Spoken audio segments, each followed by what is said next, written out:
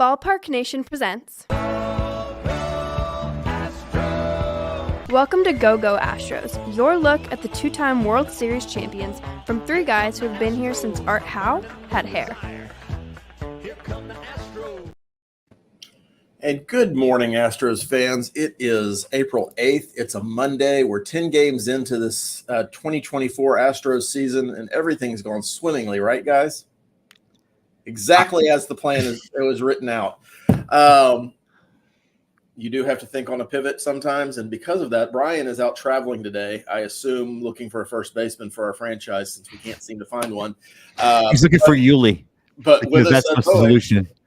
Again, 30 other teams didn't want to sign him either. It's not just us. So you're telling me there's a chance? That's James Christopher. In place of Brian today, we have the renowned and world famous, some call him Tim. We know him as San Antonio Tim, joining us as the third mic today. Welcome. Thank you, guys. Really appreciate the invite and excited to be here. So the Astros are 3-7, as everybody knows. We did win last night. The offense worked for one inning, so that was something. It immediately went back to sleep right after that. Tim, you're new to the show. What are some positives we can take from this early first 10 games of the season, I guess? We all know the negatives. They're pretty easy to spell out, and we'll probably get to them. But what are some things that are working? Well, the starting pitching has been, for the most part, really good, and especially Ronel Blanco. I mean, he was supposed to be the long relief guy, but the injuries kind of forced him into the rotation, and he's been the Astros' best pitcher by far, so far. Fromber, it looks like more like 22 Fromber than 23 Fromber to me. You're getting more ground balls, getting the strikeouts again. So really like that. Javier, I think looks better than he did last year. Getting the spin on his fastballs back up to where it was, velocity a little higher than it was last year. So starting pitching has been probably the brightest spot of the team so far. Altuve's off to a fast start. But Altuve's on a pace for 243 hits this year. I don't assume he's going to maintain that, but maybe he's just trying to get to 3,000 this year. Just wipe it out so I don't have to worry about it the rest of my contract. I don't think he's ever going to age. I mean, I say that facetiously, but he's amazing. I mean, I don't know how he keeps doing it year after year. Just a phenomenal talent. Phenomenal. I think the starting pitching is dead on. Most of us were concerned about that. And the big questions, as you mentioned, Fromber and Christian Javier rebounding. So far, I think that's happened. Not so much for Hunter Brown. Still time to be told on that story, I think. But since you brought up Ronel, that's been the story so far of the early season for the Astros is he's had two incredible performances, one no-hitter and one six-inning no-hitter. Which is not an official stat, but we might make it one depending on how the season goes. We're going to find the positives, guys. Get a one-inning no-hitter going. All right. But what does that do? Because we know Justin Verlander threw his first rehab start in Sugarland a couple days ago and did not get hurt again, so that's positive news. What happens when JV comes back? I don't see it any way that you can, and we'll start with Jim on this, put Ronel back in his long relief role at this point. So who's the likely candidate to get bumped from the rotation? I actually could see a world where Hunter Brown goes back to Sugarland for a bit to reset. I don't think it's a talent thing. I think that it is perhaps a mental thing, perhaps needing just a second to sort of reset. So I could almost see that happening and the bullpen staying the same. The one thing that's interesting about the bullpen complaint, and Andy, we saw when we were in Corpus together on Saturday, Taylor Scott's had one bad outing, but the rest of them have been really good outings. And actually the failing of the bullpen are the three guys that no one in the universe would have thought would have failed, being Presley, Abreu, and Hader, even giving up a run last night. So part of me thinks that those three guys, like our offense, are going to come around. I don't think that all three of them are going to be bad for the entire season. In fact, Presley looked quite good last night. I think 8 pitches to get out of the 8th, something like that. So I actually could see him. I could see a situation where we get Hunter Brown a little time to reset and come back and be the weapon that I think the Astros know he can be. He still has options left, and that might actually make it the least unsettling move to do until, because we know that Garcia should be back, maybe even sooner than we thought, and Urquidy as well, and then real decisions will have to be made at that point. And there is the ghost of Lance McCullers Jr. that might come back sometime this year. I'm gonna try going into the bathroom, turning off the lights, and saying Lance McCullers 3 times, and seeing if that will make him appear. I don't know that it will, but we'll see. Tim, how about you? What happens when JV comes back? Well, I know there was some discussion of possibly going to a 6-man rotation. You still have some young arms in that rotation that you probably want to make sure you monitor their workload. But if they do not go to a 6-man rotation, I would expect that Hunter may move to the bullpen, or, as Jim mentioned, possibly sent down to AAA. Obviously, Bielek cannot be optioned. He's out of options. And, I don't really feel comfortable with him as being the only long man in the bullpen, though. I think they could use another long bullpen arm like a Hunter Brown or a France to kind of bridge that gap to the back end guys. But, if they don't go to 6-man rotation, I think Hunter Brown is the one who's removed from the rotation. Yeah, and I don't think any of our starters have really given, a definite I need to be removed from the rotation kind of performance yet so far this year. Hunter Brown's probably the worst of the candidates, and that's in quotes because he had a decent start and then he had a really bad start. Another guy that we don't mention, and I think gets a lot of heat for last year and a lot of heat because Jeff Bagwell evidently signed him to a contract with nobody's approval. Rafael Montero has looked really good so far this year. And I know people bitch about every time he goes in it gets put in a game, and I may have been guilty of that last night. But 196 or 193 ERA, 0.86 whip. I don't know what else you need from a reliever.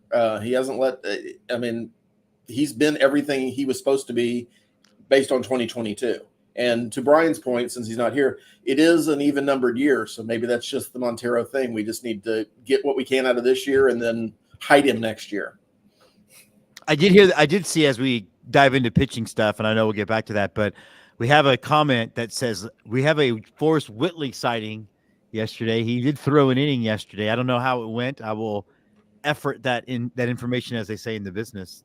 I feel like Forrest Whitley is like the eclipse. We're going to hear a lot about it, but nobody in Texas is going to see it. Actually, that's not apparently. Look, I don't care about that stuff. However, my wife is driving out about an hour to Fredericksburg because they're going to have 4 minutes of totality, which is the longest amount of totality in the country. Boom. I could make a wife and totality joke, but I'm just going to lay there. But 4 minutes is impressive. Yeah, Whitley did, just FYI, Whitley, first batter he faced gave a home run, but the velocity was up to 98, and that was the only hit he gave up in his 1 inning of work yesterday. Well, yeah. I mean so if that becomes what he does, then. And I don't want anybody to misunderstand this. I hope Forrest Whitley has some measure of success in the major leagues. I hope he makes his debut this year. But this is something that has been going on since Jeff Lunau was the GM. He's coming. It's just right on the cusp, and we've never seen him in the major. Not even a cup of coffee at this point. So I am fully in the reserve category of skeptic when it comes to Forrest Whitley. But I hope it works out for him because looks like we're going to need some pitching help at some point this year, even with the 38 starters we have coming back at some time between now and August. Yeah, I think with Whitley, I see a lot of fans say, "Oh, I'm done with Whitley. I've given up." He's still in the system. He still has a live arm. I don't give up on players until they're out of the system. If the pedigree is there, health has kind of held him back. I'll hang in there with him until there's no reason to hang in there with him. That's kind of how I look at things. So I actually like what you've seen out of the intestinal fortitude of the kid for not giving up. Because he's had a lot of injuries that might have had other players say, well, I guess it's not going to happen for me. You can call it a career. I think seeing him keep getting out there every year and trying his best to make it is proof enough to stick with him. So, Tim, you're not in the school of DFAing any player that disappoints you in any way? Because a lot of Astros Twitter is. I just want to make sure where you stand on that. Yeah, and I'm also not in the camp of just cutting McCullers because he's injury prone. I mean, the contract is sunk cost anyways. That's another thing that gets on my nerves sometimes with Astros fans. Oh, just get rid of him. Why? You got to pay him. There's nothing you can do. He's got elite stuff when he's healthy. It doesn't make sense to me sometimes. Well, they forget that these baseball contracts are not football contracts and are guaranteed no matter what you do to them. So whatever you want to say, your problems with the luxury tax remain whether or not Abreu's on the team or not at this point, because it's a guaranteed contract. Right. So you might as well keep running him out there and hope that the pedigree and the history catch up with him. And, I think I don't understand. He had a really good second half in playoffs last year. My biggest issue with him is I wish the defense seems like it's taken a step back this year, but we've seen it in an Astros uniform. We've seen him take over games already. I don't understand why we think that can't happen again after 10 games of a 2024 season. Yeah, well, it's generally, I think the Venn diagram would have a lot of overlap. These are the same people that want to trade Alex Bregman because we started 3-7, and guess what? Started slow again in April. We're not going to be good this year, so let's just go ahead and get rid of him now and see how many Class A prospects we can get for him. We'll probably throw Forrest Whitley in that, and maybe Lance McCullers Jr., because all teams want to take players that aren't performing in exchange for really good prospects, right? That's how baseball trades work. Well, I was thinking we should trade Abreu for Goldschmidt straight up. Yeah, you think the Cardinals are the kind of organization that would make that trade, aren't they? It might be. I'll have to ask Scott McIntyre or Gary Warren about how they feel about that. Yeah. No, I think you're right. I think I know that we've gotten a criticism on the show of you guys reflect too much on the behavior of Astros Twitter, and for me, I think it's as much a part of the story as anything that happens on the field, because when people want to call us a Mickey Mouse franchise, a lot of the reason why people call us that is because of the reaction of those fans anytime. I mean, if you had a 3-7 stretch in the middle of July, nobody blinks an eye, because it happened to happen in March and April. The sky is falling, and I just don't think that's the case. I know I saw a chart here. Brian's not here, so I'll talk about underlying numbers that, blah, blah, blah. But apparently the Astros have been hitting into a lot of bad luck, and they have guys with that are hitting for high average and high OPS, just not all at once. And that we've seen that turn before in this. To that point, we have 6 guys in our starting lineup that have an OPS of over 800. Altuve is far out in the lead because he's sitting at like a 1.132 OPS. But Pena, Myers, Diaz, Alvarez, Tucker are all having decent start to their seasons. And that's with Alvarez not having a great first week. But then there's a big line and a big drop-off, and that unfortunately includes 3 other guys that are in our starting lineup, namely Chaz, Bregman, and Abreu. And as much as I want to talk about positives, I'm not picking on Alex Bregman because he will start hitting once the calendar hits a certain day. He does every year. Chaz has proven, and he's still young enough that it's not a bad start, it's not a great start. Jose Abreu, on the other hand, is neither young nor having a good season nor coming off a good season.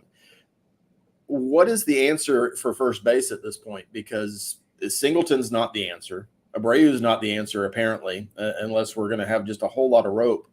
But is there any hope that one of those guys is going to put together going to put together a league average season? Or are we going to have to look outside the organization for a first baseman? Because for whatever reason, we can't seem to develop a first baseman. Or is it Joey Loperfido? Start with Tim. A lot of questions in there. Yeah, I think, I know Abreu is off to a horrible start.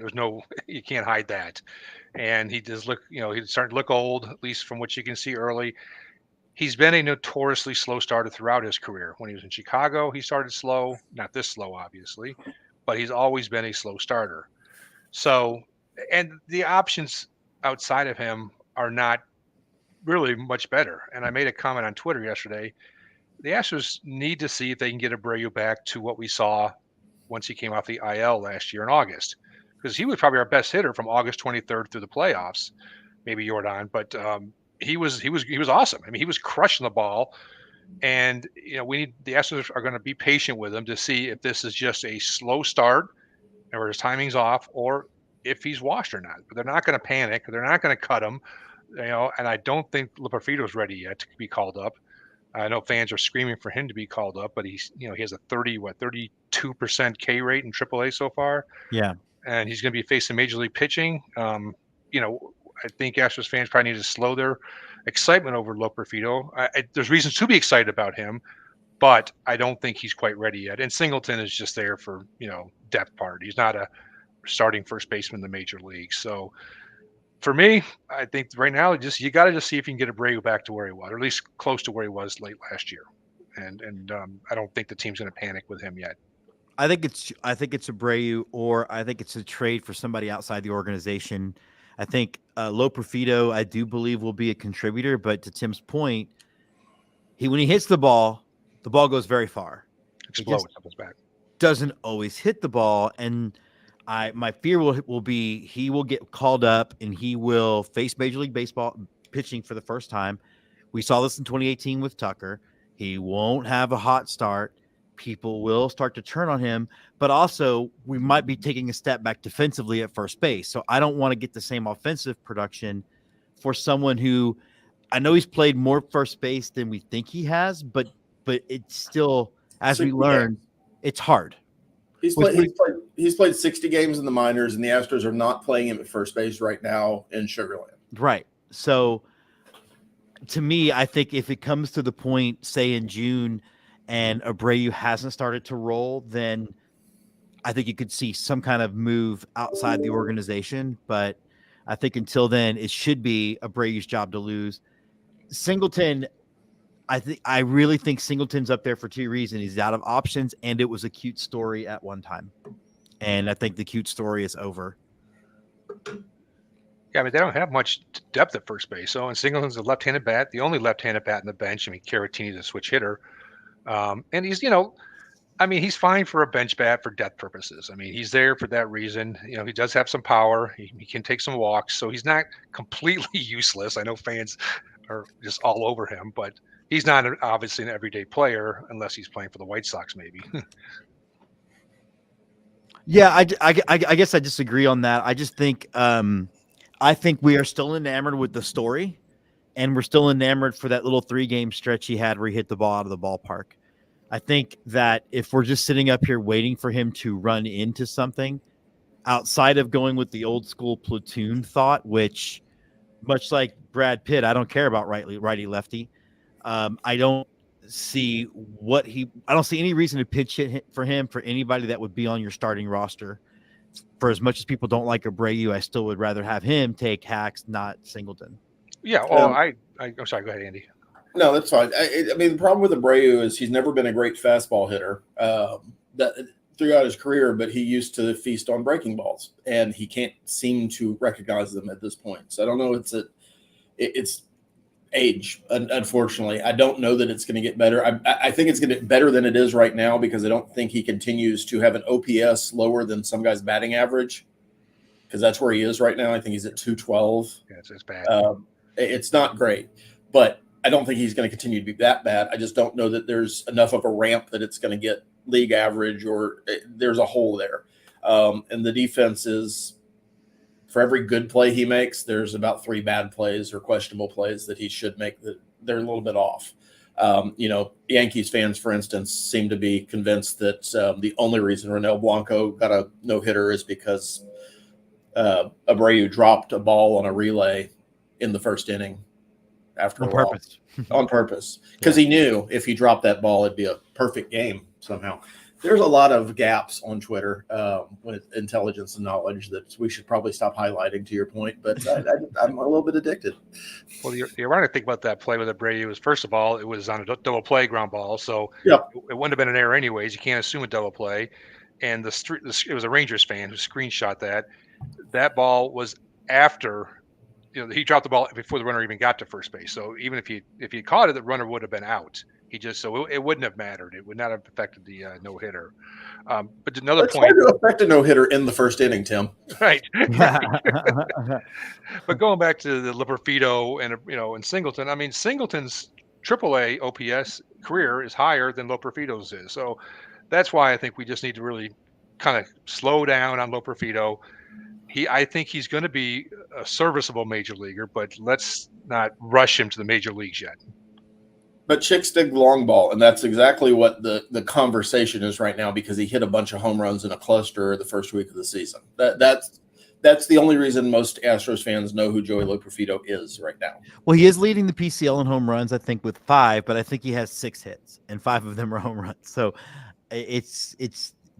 I saw somebody. We brought this up last week. Somebody on Twitter was like, "We need an old-fashioned thumper," which I guess means a guy who strikes out all the time or hits a home run. I prefer guys who hit for high average, high OPS. So he might be the guy they're looking for. But I think, again, to Tim's point, I think it's an all-around bad idea for the Astros, both for him and for the Astros, for them to bring him up tomorrow and expect him to play. I mean, if the Astros had Dave Kingman in their organization, I'd take him at first base right now. How old is he now? I don't know when I'll find out. Certainly older than everybody on this call. Right. Ironically, I was a Mets fan when I was upstate New York, and Kingman was my favorite hitter. When he came to bat, I was glued to the television. And Seaver, when he pitched, I was glued to the television. All right, so we have a hard out at 8:25, so we got about 4 minutes left. The week coming up, we've got one more against the Rangers because we're playing a stupid wraparound series the second week of the season, which is bizarre to me. And then we've got 3 on the road in Kansas City at beautiful Kauffman Stadium, and then back at home against the Rangers again. How much ground are we going to make up on 500? We'll start with Jim. I actually think that we'll end up being 500 by the end of the Rangers series at a minimum. I just feel like there are too many moments where if the Astros, there are too many moments that slip through the Astros' fingers. And if the Astros are going to be the team I think we're all going to think they're going to be, they're going to start, those balls are going to start falling their way. They're going to stop kicking the ball around a little bit like they've done. I feel I'm still bullish on this team going to the World Series, and I am not going to stop that just because, again, we had a stretch that if we'd had this stretch in July, we'd have been like, that sucks. And we would still be laughing at the Astros Twitter members who were jumping off bridges. So I think by the time the Rangers series is over, the Astros will be at least 500. Yeah, I'm not as positive on that, only because I saw the guys we're facing from the Royals, which is Reagans, Seth Lugo, and Brady Singer, probably their 3 best pitchers. And I don't know if there's any carryover from last year, but they took it to us last year in September, took 5 out of 6 from us. So, and we're not hitting right now. So, I mean, if they break out tonight and explode, I might be a little more confident about this week. But the bats still aren't there. We just got a great pitching performance from Blanco last night. So, I mean, I think it's going to be a kind of a struggle for the Astros to get back to where they are expected to be. And I'm not sure this week is where they're going to quite do it yet. That's my thoughts. Well, I would like them to do it this week because after the Rangers, we get to play the Braves, which is no small task. And, the walking wounded Braves, actually. I mean, that's becoming an easier task with every passing day, unfortunately for them. I feel bad for Braves Ashland. I really do. But I'd take wins any way we could get them at this point. Yeah. Still got to get through the Rangers a couple of times and the Royals. I'd like to say the Astros should be a heavily favorite against the Royals, and they probably will be, but the Royals are playing much better. So anybody who thinks that the Astros are going to walk into Kauffman with just 3 easy wins, haven't watched these Astros for the last 7 years because the Royals seem to be one of those teams that miraculously we just lose a lot of games to. Can we talk about how asinine it is, though, that the Astros are playing a night game tonight with a game tomorrow? Like no travel day? Like what no travel start? I mean, like what? I don't understand the logic of that at the beginning of the season. Why is it not a 1:10 start? You're not going to start a game in the middle of the eclipse, Jim. All right, you started at 2:30 because actually the Yankees did have to move their start time back because of that. But I don't know. The whole concept of a wraparound series to me this early in the season is just weird. I get that you've got to figure out the holes and plug them in where the schedule maker has to make them, but that's just a tough draw. Having said that, we could split. Fromber's going tonight against Heaney. We have hit Heaney well in the past. Think about how different it looks, though, if the Astros do get the split tonight, because part of the sky falling was the margin of victory in Game 1. Yeah. made everybody feel worse about it, I think. I mean, think about how much better we would all feel if the Astros had won at least 2 of the games against the Yankees they should have won and didn't. And we can talk about Josh Hader and some of the reasons that didn't happen in a different episode. But this isn't a bad team. It's a team that's run into some bad luck, and they've had bad performances support that bad luck. And you get what you get over this 10-game stretch. But I do, like you, feel they're going to turn it around pretty quickly. I just don't know if it's going to be, this week or next week, or are we going to wait until we get to see the Nationals and the Cubs and the Rockies? Because that's what's left in April. That's a much better schedule for us. Parting shots, gentlemen, because we're at time. Tim, we'll start with you. Yeah, I mean, obviously it's been a slow start offensively. You never know when the offense is going to pick it up, but they will eventually. I'm just not sure when that's going to happen. But yeah, I just say the sky's not falling. We are 3-7, but it's early in the season. There's still plenty of time to make up ground, and they'll be in there at the end. I can promise you that. Look, I have no issue with Bregman's slow start. It's what happens with him. I just wish every spring he wouldn't say, "Hey, I figured out how not to have a slow start." Just stop saying that, and I think everybody would handle it much better. Dave Kingman is 75, so probably not an option for us, but probably could still hit fastballs better than Jose Abreu. For Go Astros, Go Stros.